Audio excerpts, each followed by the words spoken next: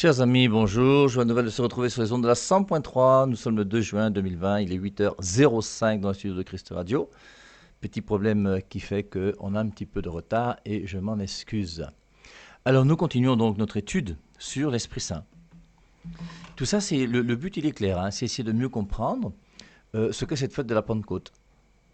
Et à travers la fête de la Pentecôte, distinguer bien sûr les dons. Je vous rappelle, il y en a 7, sagesse, intelligence, science, conseil, crainte, force, piété. Et les charismes. Dans 1 Corinthiens chapitre 12, il y en a 9. Et essayer de mieux comprendre comment, justement, l'Esprit Saint est quand même quelqu'un d'important. Et on verra, donc, non pas aujourd'hui, mais peut-être dans la journée, que l'Esprit Saint, avec Jésus-Christ, va commencer surtout d'une manière très présente avec le baptême de Jean-Baptiste. Lorsque Jean-Baptiste va baptiser Jésus, alors je vous rappelle que le baptême que Jésus-Christ reçoit de Jean-Baptiste, qu'on appelle habituellement le baptême dans l'eau, le baptême dans l'eau n'est pas le baptême chrétien. Ça, il faut bien distinguer les deux. On aura l'occasion de le voir. Matthieu 3, 11. Moi, je vous baptise dans l'eau. Qui baptise dans l'eau, qui plonge dans l'eau, c'est Jean-Baptiste. Lui vous baptisera dans l'Esprit Saint. Qui plonge dans l'Esprit Saint, c'est Jésus. Et le baptême chrétien, c'est le plongeon dans l'Esprit Saint et pas dans l'eau, que les choses soient claires. Mais on verra ça. Mais ce qui est intéressant, vous voyez, c'est d'abord de voir comment l'Esprit Saint est présent dans l'Ancien Testament. Alors, on a déjà insisté un petit peu, mais j'insiste encore pour montrer que dès les premiers versets des Saintes Écritures dans le livre de la Genèse, on voit le Père qui est créateur et l'Esprit Saint qui plane sur les eaux. Et là, aujourd'hui, on voit que l'Esprit Saint qui plane sur les eaux va agir. Alors, il a agi dans l'Ancien Testament par rapport à Joseph, par exemple, puisque c'est sur lui qu'on avait beaucoup insisté dans le livre de la Genèse. C'est là où on parle le plus de l'Esprit de Dieu par rapport à un personnage dans le livre de la Genèse. On avait vu après comment, avec Moïse, Moïse, lui, forcément, il agit selon l'Esprit Saint, mais il aura 70 personnes qui vont aussi être choisi pour pouvoir recevoir l'Esprit Saint et l'aider à gouverner son peuple dans le désert. On a vu comment avec les prophètes aussi, l'Esprit Saint fond sur eux, l'Esprit Saint est sur eux, l'Esprit Saint les revêt. Et on a vu la même chose avec Saul. Et tous ces passages pour montrer que l'Esprit Saint agissait déjà dans l'Ancien Testament. Par contre, dans l'Ancien Testament, on ne voit pas Jésus-Christ agir. Et Jésus-Christ va venir grâce à l'Esprit Saint, ce qu'on va voir aujourd'hui. Aujourd'hui, on a vu donc l'Esprit Saint dans le Pentateuque, dans les livres historiques, dans les livres sapientiaux, tous les livres de l'Ancien Testament, et nous commençons maintenant notre petite étude de l'Esprit Saint dans le Nouveau Testament. Et l'Esprit Saint dans le Nouveau Testament, il va commencer, surtout, qu'on le veuille ou non, avec un lien particulier avec une femme qui s'appelle Marie. On ne peut pas retrouver notre Dieu, la Trinité et le mystère de Jésus sans retrouver Marie. C'est une femme absolument incontournable. Et c'est pas moi qui l'ai voulu, moi je fais avec vous cette petite étude et cette petite recherche. La première fois où dans le Nouveau Testament on commence à parler d'Esprit Saint, c'est à l'Annonciation. Moi je pense que c'est le premier lieu. Avant que Jésus-Christ même ne vienne sur la terre. Et à l'Annonciation, on voit bien, on nous parle de l'Esprit Saint qui est là et qui va s'arranger avec Marie pour permettre à Jésus-Christ de venir. Donc cet Esprit Saint, alors comprenez bien, l'Esprit Saint quand il agit à l'Annonciation, il n'y a pas de charisme, il n'y a pas de parler en langue. Alors, je ne suis pas contre le parler en langue, je ne suis pas contre les charismes, non, mais il faut quand même qu'on mette les choses au clair, et on n'a jamais vu Marie parler en langue ou faire des miracles ou des choses pareilles. Et pourtant, l'Esprit Saint était quand même son complice. Alors je vous lis l'Annonciation. Alors lui apparut l'ange du Seigneur. Ce sont des textes qu'on croit connaître. Mais quand on aime beaucoup les Saintes Écritures, on aime toujours relire ces textes-là. Ce sont des textes qui sont pleins de richesse. Alors lui apparut l'ange du Seigneur. Est-ce qu'il y a un seul ange du Seigneur? Est-ce que tous les anges sont les anges du Seigneur? Mais toujours est-il que alors lui apparut l'ange du Seigneur, et qui s'appelle pour nous donc l'ange Gabriel. Debout, alors pardon, je suis plutôt avec Zacharie d'abord. On va d'abord lire Zacharie, puisque c'est avec Zacharie qu'on parle d'Esprit Saint pour la première fois. L'Annonciation à Zacharie, Luc chapitre 1. Alors lui apparut l'ange du Seigneur, debout à droite de l'autel de l'encens. À cette vue, Zacharie fut troublé, et la crainte fondit sur lui. Mais l'ange lui dit, « Sois sans crainte, Zacharie, car ta supplication a été exaucée. Ta femme Élisabeth t'enfantera un fils, et tu l'appelleras du nom de Jean. » Alors, première fois où on fait allusion à l'Esprit Saint, c'est avant même l'Annonciation, c'est l'Annonciation à Zacharie. Et Zacharie, donc, est ce grand prêtre qui devait entrer dans le temple, comme vous le savez, et puis il est troublé parce qu'il voit quand même l'ange du Seigneur qui est là. Et Zacharie et Élisabeth, qui malheureusement n'avaient pas d'enfant, étaient stériles, c'était une difficulté pour eux, bien sûr. eh bien, l'ange lui dit, sois sans crainte, Zacharie, car ta supplication a été exaucée. Ta femme Élisabeth t'enfantera un fils, et tu l'appelleras du nom de Jean. Tu auras joie et allégresse, et beaucoup se réjouiront de sa naissance. C'est pas pour toi seul, c'est pour beaucoup. Verset 15, Luc chapitre 1, verset 15. Car il sera grand devant le Seigneur, il ne boira ni vin ni boisson forte, il sera rempli d'Esprit Saint. Voilà. Alors on nous dit que l'Esprit Saint sera là et va remplir donc notre petit ami Jean-Baptiste. Il sera rempli d'Esprit Saint dès le sein de sa mère. Il ramènera de nombreux fils d'Israël au Seigneur, leur Dieu. Il marchera devant lui avec l'esprit et la puissance d'Élie, pour ramener le cœur des pères vers les enfants et les rebelles à la prudence des justes, préparant au Seigneur un peuple bien disposé. Zacharie dit à l'ange, à quoi connaîtrai-je cela? Car moi je suis un vieillard et ma femme est avancée en âge. Ça c'est le doute. Et comme il commence à douter et il ne croit pas à la parole, eh bien forcément il sera puni. Je vous rappelle, c'est le comment de Zacharie, et on verra tout à l'heure le comment de Marie. Quand Marie a dit comment, elle n'est pas devenue muette. Quand Zacharie a dit comment, Zacharie dit à l'ange, à quoi connaîtrai-je cela? Car moi je suis un vieillard et ma femme est avancée en âge.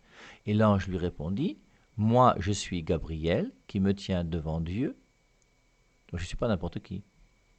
C'est pas parce qu'il veut se glorifier, mais c'est pour faire comprendre à Zacharie que quand même quand tu doutes, il faut savoir de quoi tu doutes et avec qui tu doutes. Moi je suis Gabriel qui me tient devant Dieu. Et j'ai été envoyé pour te parler et t'annoncer cette bonne nouvelle. Moi, je viens faire mon travail, je viens te dire ce qui va se passer. Je viens de la part de Dieu. Et toi, tu dis, tu doutes? Et voici que tu vas être réduit au silence et sans pouvoir parler jusqu'au jour où ces choses arriveront.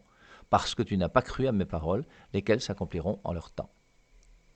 Donc, première référence sur l'Esprit Saint, c'est nous dire que Jean-Baptiste sera donc rempli d'Esprit Saint. Ensuite, le grand passage pour nous forcément sur l'Esprit Saint dans le Nouveau Testament, en dehors bien sûr de la Pentecôte et de tout le reste, c'est bien ce passage de l'Annonciation à Marie. Le 6e mois, l'ange Gabriel fut envoyé par Dieu dans une ville de Galilée, du nom de Nazareth. Je suis dans Luc chapitre 1 à partir du verset 26. Le 6e mois après l'annonce à Zacharie. C'est pour ça qu'il y a 6 mois de différence entre Jésus et Jean-Baptiste. Le 6e mois, l'ange Gabriel fut envoyé par Dieu dans une ville de Galilée, du nom de Nazareth, à une vierge fiancée à un homme du nom de Joseph, de la maison de David. Et le nom de la Vierge était Marie. Il entre, normal, et lui dit, réjouis-toi, comblé de grâce, le Seigneur est avec toi. Alors je vous rappelle que ce texte de Luc chapitre 1 verset 28, il entra et lui dit, réjouis-toi, comblé de grâce. La traduction, toi à qui une grâce a été faite, est une traduction qui ne respecte pas le grec. C'est pas toi à qui une grâce a été faite. Ceux qui ont traduit cela comme ça sont des gens malhonnêtes. Tu es comblé de grâce. Être comblé de grâce, c'est pas toi à qui une grâce a été faite. Moi, il m'a été fait la grâce de la prédication, ce que diront les gens. Je ne suis pas comblé de grâce. C'est deux choses bien différentes. Et c'est pour ça que comblé de grâce, pour moi même, il entra et lui dit, réjouis-toi, comblé de grâce, le Seigneur est avec toi. Ça montre bien que Marie n'a pas le péché originel. Alors quand tu dis ça comme ça, les gens te regardent avec des mauvais yeux parce qu'ils ne comprennent pas. Mais je vous pose la question, est-ce que quelqu'un qui est comblé de grâce peut avoir le péché originel? À partir du moment où tu as la plénitude de grâce, que tu es comblé de grâce, tu ne peux plus avoir le péché originel. Et si Marie est pleine de grâce, c'est qu'elle n'a pas le péché originel. Quelqu'un qui a le péché originel n'est pas plein de grâce. Il entra et lui dit, réjouis-toi, comblé de grâce, le Seigneur est avec toi. À cette parole, elle fut toute troublée. Elle est troublée non parce qu'elle a vu un ange. Voir un ange, ça ne trouble pas. Moi, si un jour je rencontre un ange, je ne serai pas troublé. Ça ne va pas me déranger de voir un ange. Même si je vois Marie ou Jésus, ça ne va pas me déranger. Je vais dire, asseyez-vous, causons, on va causer. Simplement, c'est tout, non? Je sais qu'ils existent, je sais qu'ils peuvent me paraître s'ils veulent. Je ne les ai jamais vus, je n'ai même pas l'intention de les voir, mais s'ils veulent venir me voir, je ne vais pas leur refuser ça, il n'y a pas de souci. Mais on n'est pas là pour chercher après à voir et les anges et la Vierge Marie et les Jésus. Courir de pèlerinage en pèlerinage pour voir les lieux où la Vierge Marie est apparue. On fait des photos dans le soleil pour voir si, en développant la photo, il y aura un petit clin d'œil de Marie, tout ça. Tout ça, c'est bidon, ça. Moi, je ne suis pas dans ces choses-là. Je veux une foi théologale, pure, belle, grande. Pas des dévotions bizarres. Donc, à cette parole, elle fut toute troublée. Elle n'est pas troublée parce qu'un ange vient, elle sait que les anges discutent avec les hommes. Et elle se demandait ce que signifiait cette salutation. C'est la salutation qui la trouble. La salutation, c'est tu es pleine de grâce. Et je comprends qu'une salutation pareille puisse troubler Marie. Et l'ange lui dit, sois sans crainte, Marie, car tu as trouvé grâce auprès de Dieu. On dira un peu plus loin qu'elle est bénie entre toutes les femmes. Et l'ange lui dit, sois sans crainte, Marie, car tu as trouvé grâce auprès de Dieu. Voici que tu concevras dans ton sein et enfanteras un fils, et tu l'appelleras du nom de Jésus. Il sera grand et sera appelé Fils du Très-Haut. Le Seigneur Dieu lui donnera le trône de David son père. Il régnera sur la maison de Jacob pour les siècles, et son règne n'aura pas de fin. Et quand Marie est à la croix et qu'elle voit Jésus-Christ qui règne avec une couronne d'épines, elle se rappelle les paroles de l'ange, elle dit, son règne n'aura pas de fin. Et Marie sait que même si Jésus-Christ meurt, son règne n'aura pas de fin, parce que c'est écrit, et c'est vrai, c'est ce que Dieu a dit, et la parole de Dieu est plus vraie que ce que je vois. Il régnera sur la maison de Jacob pour les siècles, et son règne n'aura pas de fin. Mais Marie dit à l'ange, comment cela sera-t-il, puisque je ne connais pas d'homme? Tu dis que je vais être enceinte, mais moi je suis vierge.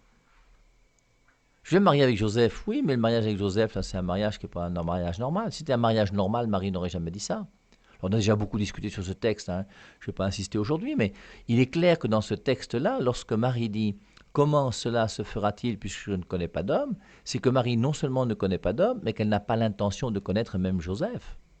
Si elle avait l'intention de connaître sexuellement Joseph, elle n'aurait pas dit « Comment cela va-t-il se faire ?» Elle aurait dit « Dès qu'on se marie, on se met au travail et tu vas voir, ton enfant, il va venir. » Mais Marie dit à l'ange, comment cela sera-t-il puisque je ne connais pas d'homme? Et quand Marie dit comment, Zacharie dit, comment cela va-t-il se faire? Ma femme est vieille et moi je suis déjà un peu fini. Et lui, il doute et il veut un signe qui manifeste que ce que Gabriel dit est vrai. Marie, elle ne veut pas de signe. Marie veut simplement savoir ce qu'elle doit faire, comment elle doit faire la volonté de Dieu. Comment cela sera-t-il puisque je ne connais pas d'homme? Joseph, je me suis marié avec lui, mais lui et moi, on n'aura pas de relation sexuelle ensemble. Est-ce que je dois avoir des relations sexuelles avec Joseph? Comment est-ce que je dois faire? Dis-moi alors, comment cela sera-t-il puisque je ne connais pas d'homme? L'ange lui répondit, l'Esprit Saint viendra sur toi. Alors, ce qui me fait rire quand je lis un passage comme ça, c'est tous ceux qui sont dans l'islam et qui vous disent que l'Esprit Saint qui a été annoncé par Jésus-Christ dans les chapitres 14, 15 et 16, qu'on verra donc plus tard, l'Esprit Saint qui est annoncé par Jésus-Christ, c'est Mahomet qui doit venir. Et quand on vous dit que l'Esprit Saint qui est annoncé, le Paraclet qui est annoncé, c'est Mahomet, parce qu'il vous conduira à la vérité tout entière, comme si Mahomet avait apporté une vérité plus grande que celle de Jésus-Christ, ce qui n'a pas de sens pour moi, bien sûr. C'est pas Mahomet qui a fait un enfant avec Marie. Voici l'Esprit Saint là. L'ange lui répondit, l'Esprit Saint viendra sur toi. Et l'Esprit Saint est venu sur Marie. Et la puissance du Très-Haut te prendra sous son ombre. C'est pourquoi l'être saint qui naîtra sera appelé Fils de Dieu. Et voici qu'Élisabeth, ta parente, vient elle aussi de concevoir un fils dans sa vieillesse. Et elle en était à son 6e mois, elle qu'on appelait la stérile. Car rien n'est impossible à Dieu. Marie dit alors, je suis la servante du Seigneur, qu'il m'advienne selon ta parole. Et l'ange la quitta. C'est très joli. Alors, vous voyez, l'Esprit Saint viendra sur toi. Et on voit donc comment il y a le Père, il y a l'Esprit Saint, et ensuite il y a le Fils. Et le Fils, donc, qui aura cette nature humaine, hein, lui qui a la nature divine, il aura cette nature humaine grâce à la Vierge Marie, hein, qui va accepter d'être la mère donc, de Jésus. Alors, quelque part, ce texte, je ne sais pas comment Marie l'a compris. Hein, ceux qui récitent régulièrement le chapelet, là, n'hésitez pas à dire une dizaine dans laquelle vous demandez, Marie, quel est le lien que tu as eu avec l'Esprit Saint? Parce que quand Marie a été enceinte de Jésus-Christ, que pendant 9 mois, Jésus-Christ a grandi dans son sein, forcément, elle a dû penser à l'Esprit Saint. Et quelque part, pour moi, à l'Annonciation, c'est le premier moment dans lequel on voit le mystère de la Trinité. Marie est la première personne à savoir que Dieu a un fils et qu'il va venir sur terre. Et que ce fils en Marie vient de l'Esprit Saint. C'est pour ça que Joseph était nécessaire. Si Joseph n'avait pas été là, il est clair que Marie étant enceinte de l'Esprit Saint, ça allait poser des problèmes chez les Juifs. Pour ça, tout est simple en définitive et tout est clair. L'ange lui répondit, l'Esprit Saint viendra sur toi. Et Marie est enceinte de l'Esprit Saint. Quelle relation a-t-elle vécue avec l'Esprit Saint? Qui était l'Esprit Saint? Alors c'est pour ça qu'on dit que l'Esprit Saint, c'est l'époux de Marie. Marie est l'épouse de l'Esprit Saint. Et voici qu'Élisabeth, ta parente, vient elle aussi de concevoir un fils dans sa vieillesse, et elle en est à son 6e mois, elle qu'on appelait la stérile. L'ange ne lui dit pas d'aller rendre visite à sa cousine Élisabeth, mais Marie elle-même va comprendre qu'au nom de sa charité, elle doit aller se rendre chez sa vieille cousine Élisabeth, qui est déjà enceinte depuis 6 mois, donc il lui reste 3 mois avant d'accoucher. Et comme elle est déjà un peu vieille, eh bien, il faut bien qu'il y ait quelqu'un pour l'aider. Et Marie va venir aider la cousine Élisabeth, pour épuiser l'eau, pour préparer la nourriture, pour faire je ne sais pas quoi encore, et préparer tout ce qu'il faut faire. Et Marie se met au service donc de sa cousine Élisabeth en prenant ses pieds et en partant. Et c'est la suite donc, après l'annonciation, donc on a vu l'annonciation à Zacharie, on vient de voir l'annonciation à Marie, et maintenant la suite c'est la visitation. Et lors de la visitation, qu'est-ce qui se passe? Nous sommes à la suite du texte, Luc chapitre 1, verset 39. En ces jours-là, Marie partit et se rendit en hâte vers la région montagneuse dans une ville de Juda. Marie partit. Donc elle a fait son baluchon et elle est partie. Elle n'a rien dit à Joseph. Enfin, elle a dit à Joseph qu'elle allait partir, bien sûr, mais elle n'a pas dit qu'elle avait vu l'ange. En ces jours-là, Marie partit et se rendit en hâte. En hâte. Quand on est chrétien, on est heureux d'exercer la charité fraternelle. Elle est heureuse de partir aider sa cousine Élisabeth. En ces jours-là, Marie partit et se rendit en hâte vers la région montagneuse dans une ville de Juda. Elle entra chez Zacharie et salua Élisabeth. Et il advint, dès qu'Élisabeth eut entendu la salutation de Marie, que l'enfant tressaillit dans son sein et Élisabeth fut remplie d'Esprit Saint. C'est aussi très joli. Alors maintenant, on ne peut pas ne pas comprendre que la Bible nous montre que la cousine Élisabeth a été touchée par l'Esprit Saint. Pourquoi? À cause de Marie. C'est Marie qui a amené l'Esprit Saint dans cette maison, que les choses soient claires. Moi, j'y peux rien, je ne fais que lire le texte comme vous. Et on voit que Marie a quand même une place particulière.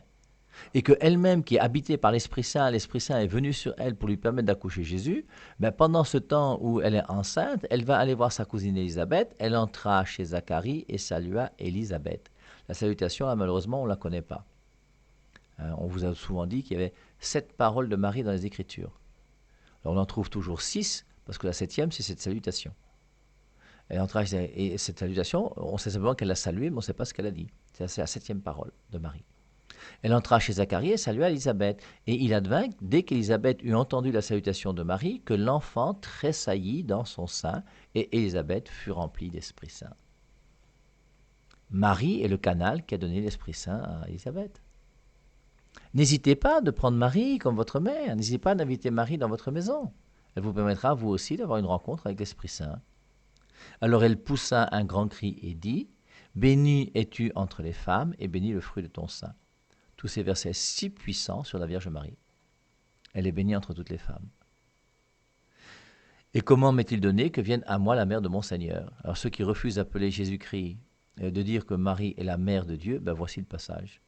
Et comment m'est-il donné que vienne à moi la mère de mon Seigneur? C'est bien la mère de Dieu.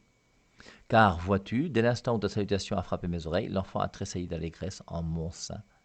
Oui, bienheureuse celle qui a cru en l'accomplissement de ce qui a été dit de la part du Seigneur. Alors, autre passage encore sur l'Esprit Saint, c'est le passage où on voit Joseph qui veut répudier Marie. Alors, je pris les textes qui parlent de l'Esprit Saint avant la vie apostolique de Jésus. J'ai voulu commencer, dans ce petit travail que j'ai fait pour nous, j'ai voulu commencer par prendre l'Esprit Saint dans Matthieu, puis dans Marc, puis dans Luc, puis dans Jean. Et je me suis aperçu en définitive que c'est mieux de couper l'Esprit Saint avant la mission de Jésus-Christ et l'Esprit Saint après la mission de Jésus. Et c'est pour ça qu'on prend les différents textes dans les différents évangiles avant que Jésus-Christ ne vienne et qu'il ne commence sa mission et qu'il dise baptisé d'Esprit Saint. Et on voit donc comment la première chose importante, c'est l'Esprit Saint donc, qui va permettre à Marie d'accoucher Jésus. On voit comment l'Esprit Saint est lié aussi à la cousine Élisabeth et à Jean-Baptiste grâce à Marie. On voit comment même Zacharie, là, quelque part, lui, dans Luc chapitre 1, verset 67, il est dit « Et Zacharie, son père, fut rempli d'Esprit Saint et se mit à prophétiser. » Zacharie, lorsque Jean-Baptiste va être accouché et qu'on va dire son nom sera Jean, eh bien, à ce moment-là, sa voix, sa bouche va se délier. Et la Bible nous dit à ce moment-là « Et Zacharie, son père, fut rempli d'Esprit Saint. » Donc il y a quand même pas mal d'Esprit Saint dans ce début. Alors maintenant, je reviens donc à mon passage de Matthieu chapitre 1, verset 18 à 25. Je vous rappelle que l'enfance de Jésus-Christ, c'est dans Luc au chapitre 2. Luc 2, c'est le grand passage, c'est Matthieu, Luc 1 et 2, c'est le grand passage sur Marie, sur Jésus, sur l'enfance de Jésus, Jésus-Christ retrouvé au temple, la visite des petits bergers, tout ça, c'est Luc 1, 2. Dans Matthieu, ce qu'on nous dit, c'est le moment où Joseph a voulu répudier Marie. Et comme je dis souvent quand je commente l'évangile de Matthieu, je dis Matthieu n'est quand même pas sympathique parce que Matthieu aurait quand même pu faire un effort pour essayer de montrer comment dans la vie de couple entre Joseph et Marie, il y a quand même eu des choses belles qui se sont passées. Et montrer que Joseph et Marie ont voulu se séparer et n'ont pas été d'accord ensemble, et que Joseph a voulu répudier Marie, c'est pas la plus belle chose qu'il fallait dire sur la vie de couple entre Joseph et Marie. Mais comme vous le savez, Matthieu a écrit son évangile pour les Juifs, et Matthieu veut montrer aux Juifs que le Messie que vous attendez, ne l'attendez plus, il est déjà là. C'est pour ça qu'il y a d'abord la généalogie dans Matthieu chapitre 1, du verset 1 au verset 17. Engendra. Pourquoi? Pour montrer que Marie engendra l'époux de Joseph, de qui est né Jésus. Et pour montrer que Jésus-Christ est bien le fils de David, le fils d'Abraham, comme les Juifs le savent. Et après, les Juifs savent qu'il y a un passage dans l'Ancien Testament qui dit que la Vierge concevra et enfantera un fils. Et pour montrer que l'annonce du prophète Isaïe 7,14, s'est bien réalisée, il va montrer comment Joseph a voulu répudier Marie. Parce que pourquoi est-ce que Joseph a voulu répudier Marie? Joseph a voulu répudier Marie pour montrer que lui, il ne reconnaît pas être le père de l'enfant. S'il était le père de l'enfant, puisque c'est sa femme, il l'aurait gardé à la maison, il aurait été heureux. Mais comme il n'est pas le père de l'enfant, il va faire comment? S'il reste avec elle comme si de rien n'était, c'est que quelque part, c'est un traître qui va faire croire que c'est lui le père alors que ce n'est pas le père. Or, il est honnête, il est juste. Il ne peut pas faire croire qu'il est le père, il ne peut pas non plus renier Marie, puisqu'il sent que Marie, c'est quand même une sainte femme. Donc la seule chose qu'il a trouvé à faire, c'est renoncer en secret à la Vierge Marie. S'il avait vu que la Vierge Marie était une fille légère, il devait la faire lapider, c'était clair, c'est comme ça que ça se passait en Israël. Relisez, je crois, c'est Lévitique 19, quelque chose comme ça. Et donc on voit que Joseph, oui, alors lisons Matthieu 1, versets 18 à 25. Or, telle fut la genèse de Jésus-Christ. Marie, sa mère, était fiancée à Joseph. Or, avant qu'ils eussent mené vie commune, elle se trouva enceinte par le fait de l'Esprit Saint. Joseph, son mari, qui était un homme juste et ne voulait pas la dénoncer publiquement, résolut de la répudier en secret, sans bruit. Alors qu'il avait formé ce dessein, voici que l'ange du Seigneur lui apparut en songe et lui dit « Joseph, fils de David, ne crains pas de prendre chez toi Marie, ta femme, car ce qui a été engendré en elle vient de l'Esprit Saint. Elle enfantera un fils et tu l'appelleras du nom de Jésus, c'est lui qui sauvera son peuple de ses péchés. Or tout ceci advint pour que s'accomplisse cet oracle prophétique du Seigneur. Voici que la Vierge concevra et enfantera un fils et on l'appellera du nom d'Emmanuel, ce qui se traduit Dieu avec nous. » Le passage de Isaïe 7,14. Une fois réveillé, Joseph fit comme l'ange du Seigneur lui avait prescrit. Il prit chez lui sa femme et il ne la connut pas jusqu'au jour où elle enfanta un fils. Il l'appela du nom de Jésus. Donc, et on voit bien donc dans ce passage, une fois de plus, vous voyez, l'importance de l'Esprit Saint. L'Esprit Saint est quand même capital parce que c'est grâce à lui que Jésus-Christ va venir sur cette terre. Et non seulement grâce à lui, grâce aussi au oui de Marie. Et c'est pour ça que le oui de Marie n'est pas à négliger. C'est un oui qui est important. Alors ensuite, j'ai trouvé aussi, dans Luc chapitre 2, un passage intéressant. C'est le vieillard Siméon. Luc chapitre 2, versets 25 à 32. Et voici qu'il y avait à Jérusalem un homme du nom de Siméon. Cet homme était juste et pieux, il attendait la consolation d'Israël et l'Esprit Saint reposait sur lui. L'Esprit Saint était déjà présent même dans l'Ancien Testament. Et l'Esprit Saint reposait sur ce vieillard Siméon. Il avait été divinement averti par l'Esprit Saint qu'il ne verrait pas la mort avant d'avoir vu le Christ du Seigneur. Il vint donc au temple, poussé par l'Esprit. Il y a 3 fois l'Esprit là pour Siméon. Et quand les parents apportèrent le petit enfant Jésus pour accomplir les prescriptions de la loi à son égard, il le reçut dans ses bras, bénit Dieu et dit « Maintenant, souverain maître, tu peux selon ta parole laisser ton serviteur s'en aller en paix, car mes yeux ont vu ton salut que tu as préparé à la face de tous les peuples, lumière pour éclairer les nations et gloire de ton peuple Israël. » Et on voit bien donc comment l'Esprit Saint a guidé donc l'Ancien Testament, et l'Esprit Saint est là présent dès l'aurore du Nouveau Testament, avec une place très importante et capitale pour permettre à Jésus-Christ de pouvoir venir, et en venant, eh bien, de pouvoir maintenant apporter toute sa mission et à donner le salut au monde. Donc on voit le rôle de l'Esprit Saint, le lien de l'Esprit Saint avec Marie. Et une chose importante pour nous aussi, c'est cette visitation où Marie elle-même, en se déplaçant jusqu'à sa cousine Élisabeth, va saluer la cousine Élisabeth et en même temps, l'Esprit Saint va être donné à Élisabeth et à Jean-Baptiste. Au-delà des guerres et des tourments qui hantent nos vies, on est là pour célébrer le Christ dans nos cœurs et poursuivre sa belle lumière qui nous émerveille tous les jours.